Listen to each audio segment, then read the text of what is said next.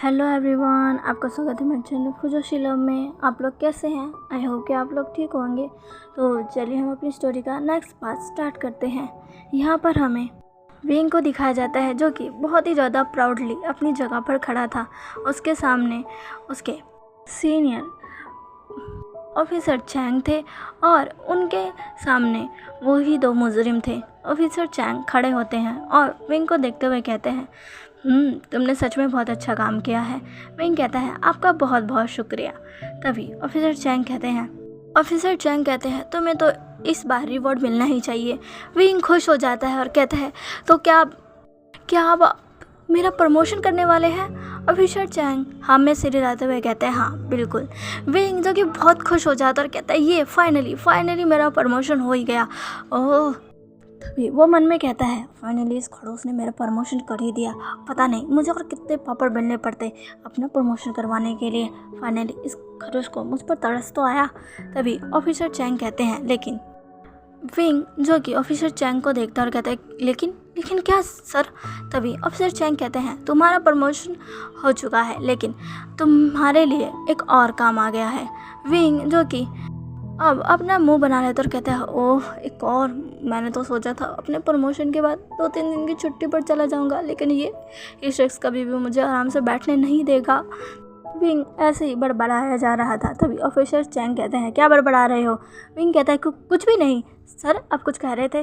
तभी officer Chang कहते हैं, विंग इस बार हम तुम्हें एक बहुत ही बड़ा मिशन सौंपने वाले हैं और तुम्हारे लिए ये मिशन तुम्हारी ज़िंदगी का सबसे बड़ा मिशन होने वाला है। अगर तुमने ये मिशन पूरा कर लिया तो फिर तुम सीधा ही हेड ऑफिसर की चेयर पर बैठ जाओगे। विंग ये सुनते ही खुश हो जाता है और कहता है, क्या सच में? ऑफिसर चैंग कहते हैं, हाँ। विंग कहता है, आखिर ये मिशन है क्या? तभी ऑफिसर चैंग कहते हैं, तुम्हें यहाँ के सबसे बड़े माफिया को गिरफ्तार करना होगा। विंग कहता है, क्या?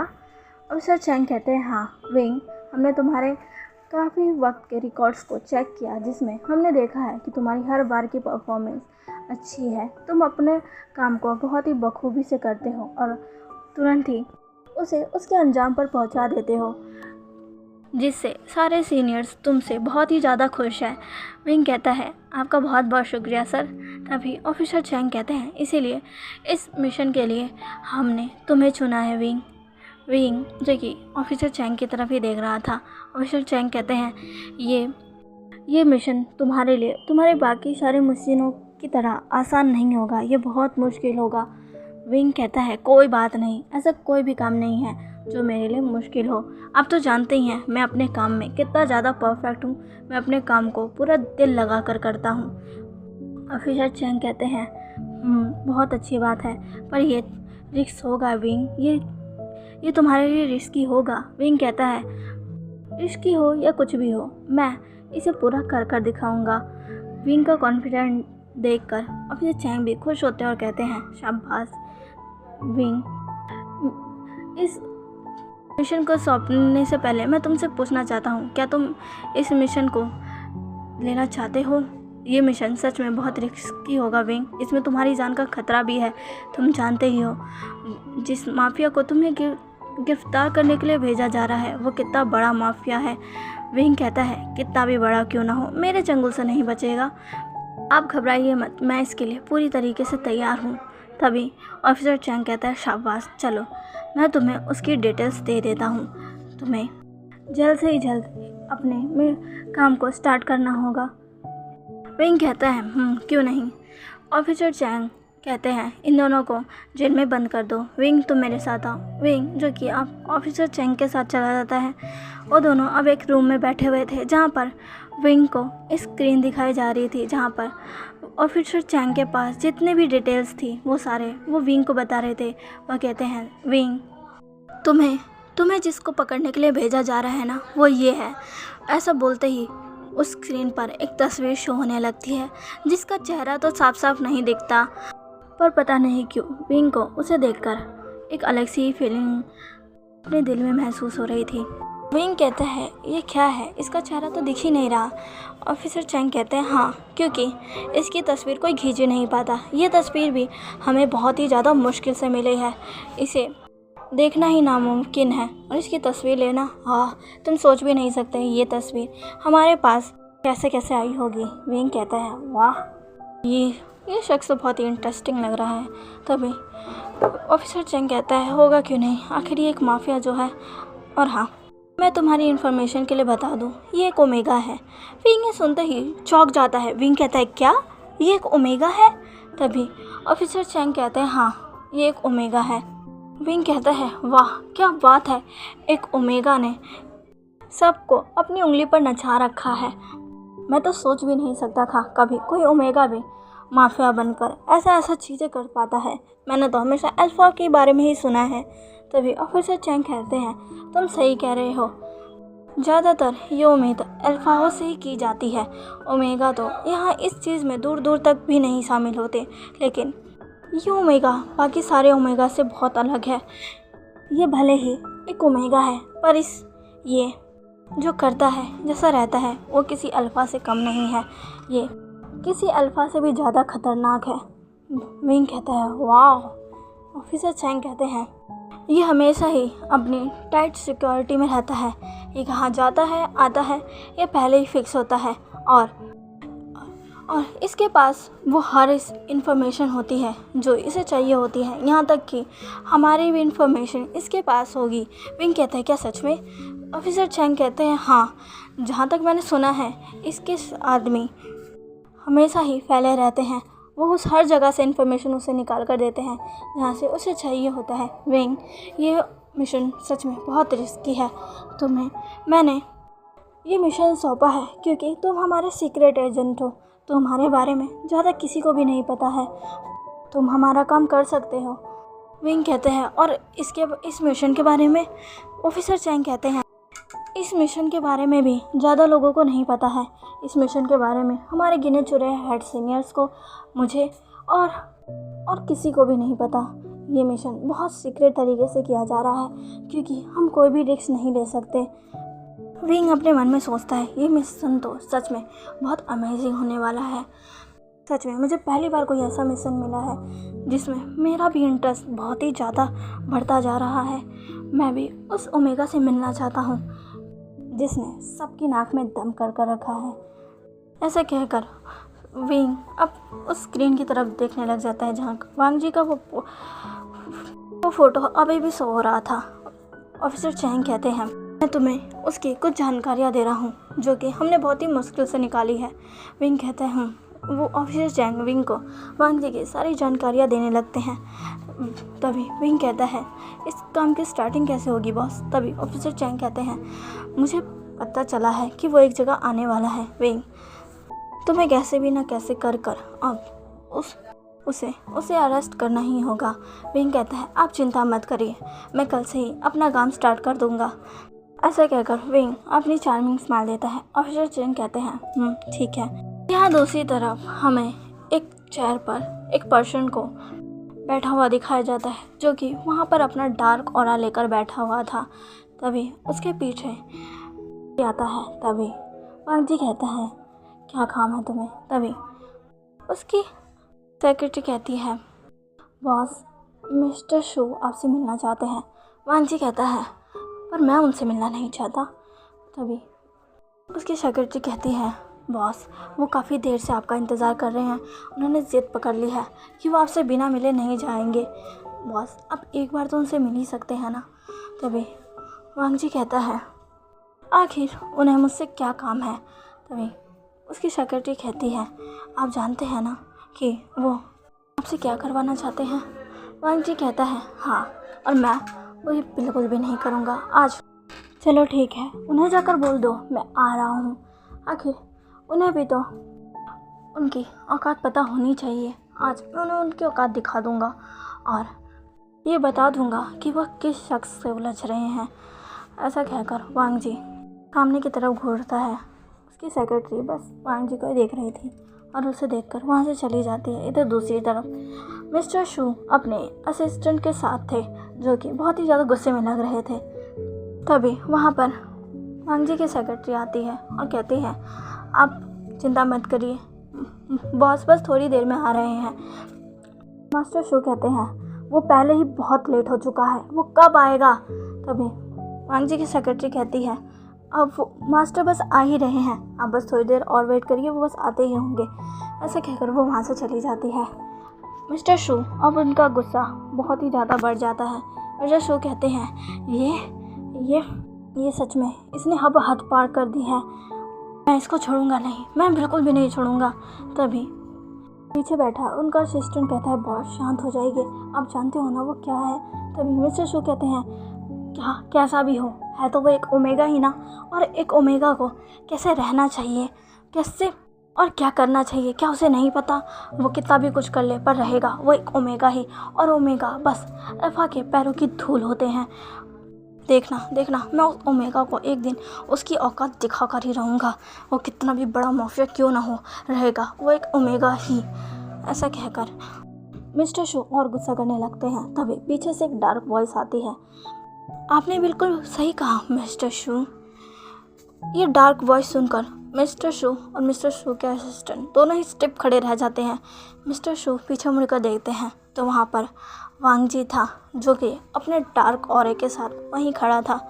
वांग जी मिस्टर शू की तरफ देखता है और कहता है आपने बिल्कुल सही कहा, मैं चाहे कितना भी कुछ कर लूँ, रहूँगा तो मैं एक ओमेगा ही। और आपने क्या कहा, ओमेगा क्या होते हैं, अल्फा के पैरों की धूल। वांग जी ऐसे कहकर हंसता है और तुरंत ही अपने पॉकेट से गन निकाल कर सीधा मिस्टर शू के पैरों पर चला देता है। मिस्टर शू तुरंत ही एक चीख के साथ फर्श पर गिर जाते हैं। मिस्टर शू का असिस्टेंट तुरंत ही उनके पास आता और कहता है बॉस बॉस। तभी वो वांग जी की तरफ देखता है और कहता है ये तुमने क्या किया। वांग जी जैसे देखता है कि वो उस पर चिल्लाया, उस पर, तो वांग जी उसे भी शूट कर देता है और वो भी उसके चेस्ट पर। तभी मिस्टर शू कहते हैं ये तुम क्या कर रहे हो वांग जी, तुम पागल हो चुके हो। तभी वांग जी कहते हैं हाँ मैं पागल हो चुका हूँ, तुम दोनों की शक्लें देख कर मैंने कितनी बार कहा है कि खबरदार अगर तुम मुझसे उलझने की कोशिश की, मैं तुम्हारे साथ कोई भी ताल्लुक़ नहीं रखना चाहता। तुम दोनों यहाँ से जा सकते थे पर नहीं, तुम दोनों को तो मेरे हाथों मरना ही है ना, तो क्यों ना मैं ये शुभ काम अभी कर दूँ। तभी मिस्टर शू कहते हैं वांग जी भूलो मत कि मैं तुम्हारे फादर के कितना करीब था, तुम अब उनके साथ रहने का, उनके हर चीज़ में सपोर्ट करने का, उनकी मदद करने का ऐसा सिला दोगे मुझे। मैंने बस तुमसे क्या मांगा, मैंने बस तुमसे सपोर्ट मांगा अपनी नई कंपनी के लिए। वांग जी कहता है मैं तुम्हारी मदद बार बार कर चुका हूँ, हर बार मैंने तुम्हारी मदद की है, यही सोचकर कि तुम कभी मेरे फादर के साथ थे, तुमने उनके साथ काम किया, लेकिन अब बहुत हो गया, मैं अब तुम्हें और बर्दाश्त नहीं कर सकता। बेहतर यही होगा कि तुम दोनों यहाँ से चले जाओ, वरना तुम यहीं मारे जाओगे। मैं तुम्हें लास्ट वार्निंग दे रहा हूँ। तुम्हें पता है ना मैं किसी को भी वार्निंग नहीं दे रहा, लेकिन तुम मेरे फादर के साथ थे, उनके साथ काम कर चुके हो, उनके करीबी भी रह चुके हो, इसलिए मैं तुम्हें वार्निंग दे रहा हूँ, चले जाओ यहाँ से, वरना तुम भी अपने असिस्टेंट की तरह मारे जाओगे। ऐसा कहकर वांग जी वहाँ से चला जाता है, उसकी सेक्रेटरी भी वहाँ से चली जाती है। वांग जी के वहाँ जाने के बाद अब मिस्टर शू के लोग वहाँ आते हैं। मिस्टर शू कहते हैं जल्दी मुझे यहाँ से हॉस्पिटल लेकर चलो जल्दी, ये ओमेगा पागल है, बिल्कुल पागल है, मैं इसे छोड़ूंगा नहीं छोड़ूंगा। ऐसा कहकर वो अपने असिस्टेंट की तरफ देखते हैं जो कि वहीं ढेर हो चुका था। अब यहाँ से लगभग 4-5 दिन बीत चुके होते हैं। इन 4-5 दिनों में विंग ने वांग जी के बारे में काफ़ी चीज़ों का पता लगाया था, काफ़ी इन्फॉर्मेशन भी ली थी, उसके बारे में काफ़ी इंटरनेट पर सर्च भी किया था। वैसे तो उसे वांग जी के बारे में ज़्यादा कुछ नहीं मिला, पर हाँ उसे एक चीज़ मिली कि वांग जी बहुत ही ज़्यादा कम एज से ही माफिया बन चुका था। जब वो माफिया बना था लगभग उसकी एज 15-16 साल थी। विंग ये सुनकर चौंक गया था कि इतनी कम एज में ही उसने माफिया ग्रुप को ज्वाइन कर लिया, ये कैसे हो सकता है। विंग इस चीज़ से हैरान तो हुआ था, लेकिन फिर वो वांग जी के बारे में और इन्फॉर्मेशन जुटाने में लग चुका था। अब विंग को ऑफिसर चैंग से एक जगह के बारे में पता चल गया था जहाँ पर वो वांग जी आने वाला है, इसका अंदाज़ा लगाया गया था, लेकिन कोई भी नहीं जानता कि वांग जी कौन है। वो कब आएगा, इस बारे में किसी को भी डिटेल्स नहीं थी। पर सब तैयार थे वांग जी का सामना करने के लिए। वो जगह एक बार थी जहाँ पर सबको खबर मिली थी कि वांग जी आने वाला है और सब पहले से ही तैयार थे। काफ़ी देर हो चुकी थी लेकिन वांग जी का अभी भी कुछ अता पता नहीं था। ऑफिसर चैंग विंग को कॉल करते हैं और कहते हैं, यू बास्टर्ड, तुम कहाँ हो? विंग कहता है, फिक्र मत करिए बॉस, मैं यहीं पर हूँ। तो तभी ऑफिसर चैंग कहते हैं, फिर तुम मुझे दिख क्यों नहीं रहे? तभी विंग कहता है, आप तो जानते ही हैं ना मैं अपना काम कितना प्रोफेशनल तरीके से करता हूँ और मुझे ये बिल्कुल भी नहीं पसंद कि मैं जिसे पकड़ने आया हूँ वो जाने कि मैं कौन हूँ, इसीलिए मैं हमेशा ही छुप कर ही रहता हूँ। आप चिंता मत करिए, मैं उसे छोड़ूंगा नहीं। ऑफिसर चैंग कहते हैं, ठीक है। ऐसा कहकर वो कॉल कट कर देते हैं। अब काफ़ी देर हो चुकी थी। तभी वहाँ पर बाहर कुछ कार्स आकर रुकती है जिसमें से ड्राइवर कहता है, सर हम पहुँच चुके हैं। वांग जी कहता है, ठीक है। वांग जी अब अपने कुछ गार्ड्स के साथ वहाँ से कार से बाहर आता है और अंदर की तरफ जाने लगता है। तभी ऑफिसर चैंग के पास किसी का कॉल आता है। ऑफिसर चैंग उसे पिक करते और कहते हैं, हाँ बोलो। तभी दूसरी तरफ से आवाज़ आती है, वो आ चुका है, वो अंदर आ रहा है। ऑफिसर चैंग कहते हैं, ठीक है। ऑफिसर चैंग अब गेट की तरफ देखने लगते हैं जहाँ से तुरंत ही एक शख्स बाहर आता है जिसने अपने चेहरे पर मास्क लगाया हुआ था। उसके पीछे काफ़ी सारे लोग भी थे। ऑफिसर चैंग समझ जाते हैं यही है वो जल्दी से विंग को कॉल करते हैं और कहते हैं, विंग वो आ चुका है। विंग कहता है, ग्रेट, आप अपना काम शुरू करिए सर। विंग कहता है, ठीक है सर, मैं तैयार हूँ, आप अपना काम करिए। तभी ऑफिसर चैंग कहते हैं, ठीक है। ऑफिसर चैंग अब अपने बाकी ऑफिसर को इशारा करते हैं और सारे ही अपनी पोजीशन को ले लेते हैं। इधर दूसरी तरफ वांग जी अंदर बैठता है। तभी उसकी सेक्रेटरी उसके पास आकर कहती है, इस तरह बॉस। वांग जी नोट करता है और उसके साथ जाने लगता है जहाँ पर उसे आज एक मीटिंग करनी थी। वैसे तो वांग जी किसी मीटिंग में जाता नहीं है ज़्यादातर, पर कई बार जब भी वो मीटिंग करता है तो बहुत ही ज़्यादा सीक्रेट जगह पर आज वो ऐसी जगह पर पहली बार आया था और ये जगह भी उसी शख्स ने रिकमेंड की थी जिससे आज वांग जी यहाँ मिलने आया है। उस शख्स ने कहा था कि ये जगह उसी की है और वांग जी यहाँ आ सकता है। ये जगह पूरी तरीके से सेफ़ है। उसने उसकी सेक्रेटरी को पूरी डिटेल्स दे दी थी। उसकी सेक्रेटरी भी वांग जी को जब सब बताती है तो वांग जी भी हाँ कर ही देता है। भी वांग जी उसी शख्स से मिलने जा रहा था। वो एक रूम में पहुंचते हैं जहां पर वांग जी उस डोर के पास पहुंचता है।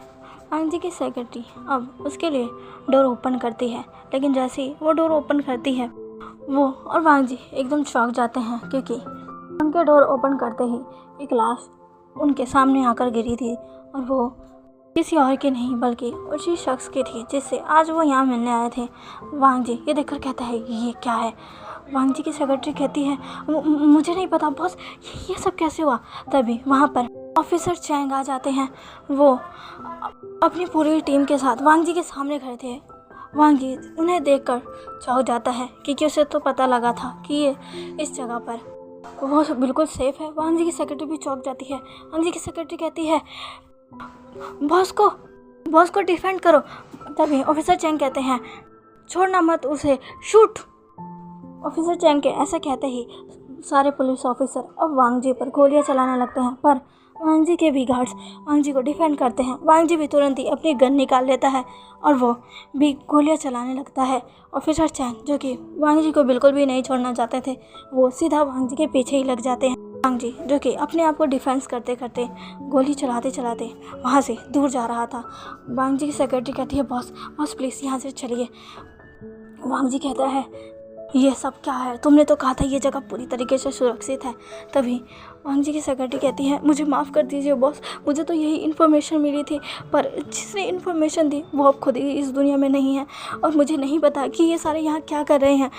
बॉस अभी ये सब बात करने का समय नहीं है, जल्दी यहाँ से चलिए। ऐसे कहकर वो वांग जी को यहाँ से ले जाने लगते हैं। वांग जी जो कि ऑफिसर चैंग से बचकर वहाँ से भाग रहा था, वो भागते टाइम शूट भी कर रहा था। ऑफिसर चैंग उससे बच रहे थे। ऑफिसर चैंग अपने बाकी के ऑफिसर को बोलते हैं, छोड़ना मत उसे, पकड़ो।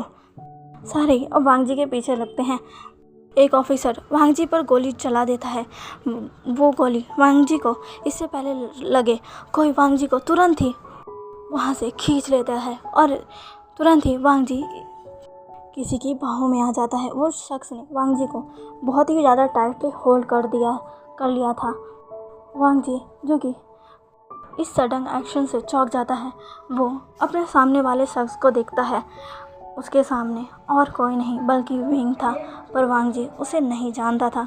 विंग ने आज पहली बार वांग जी को देखा। वो अलग बात है कि वो अभी वांग जी का फेस नहीं देख पा रहा था क्योंकि उसके चेहरे पर मास्क था, लेकिन उसकी आंखें तो विंग को दिख रही थी ना। और वो आंखें पता नहीं क्यों विंग पर जादू सा कर रही थी। विंग कहता है, don't worry now you are safe. ऐसा कहकर विंग एक स्माइल करता है। तो चलिए गाइस, आज का पार्ट बस यहीं तक। आज का पार्ट आपको कैसा लगा प्लीज़ प्लीज़ प्लीज़ मुझे कमेंट करके ज़रूर बताइएगा। और प्लीज़ मेरे चैनल को लाइक, सब्सक्राइब एंड शेयर कर दीजिएगा। मिलते हैं इसके नेक्स्ट पार्ट में। बाय।